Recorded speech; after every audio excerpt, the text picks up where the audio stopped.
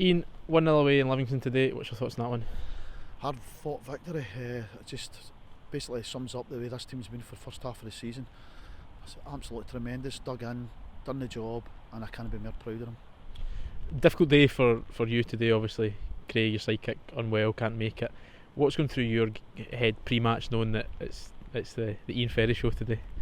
I wish the gaffer all the best, but I'll be getting into trouble. Never read my phone until just before I arrived here at the stadium, so really never had much time to dwell on it. Just get organised, get down to the job and get the job done. We've done that today, and as I said, I'm proud of the full staff, team, everybody, coaches, the lot, and the gaffer who's sitting in the house. It must be, as you say, you're proud of the girls, but it must be that extra wee bit of, I don't know whether it's relief or happiness or whatever, that you have that wee bit of disruption post-match, and I don't really think it showed in the game. They grind it out, they dig in, and as you say, they get a massive result.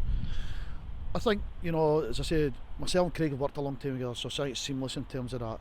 The girls, in terms of any group we've had, and especially this group, they've just went on the day, got the job done, and done it for everybody, and that's what I'm proud of. I'm proud of the team, I'm proud of the staff, I'm proud of the coaches. I'm just kind of reiterating the same, but go home tonight, guaranteed 10 points ahead.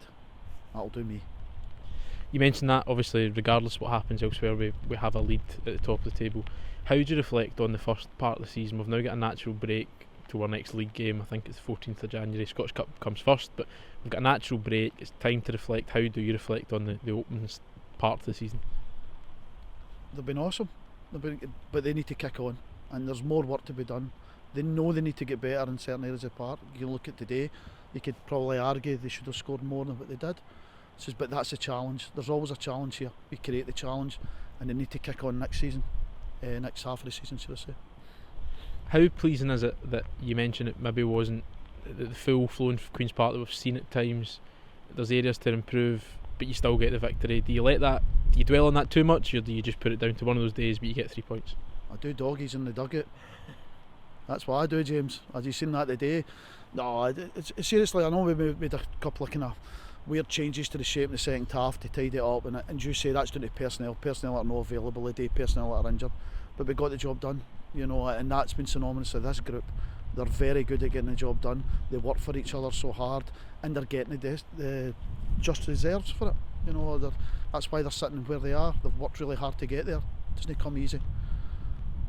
Lastly, another two positives from today. Rachel O'Neill comes in, I think played about an hour. First time we've seen her on the pitch since middle of September at some point, and Amy Robertson back on the bench after an injury layoff. That must be pleasing going into a few weeks off.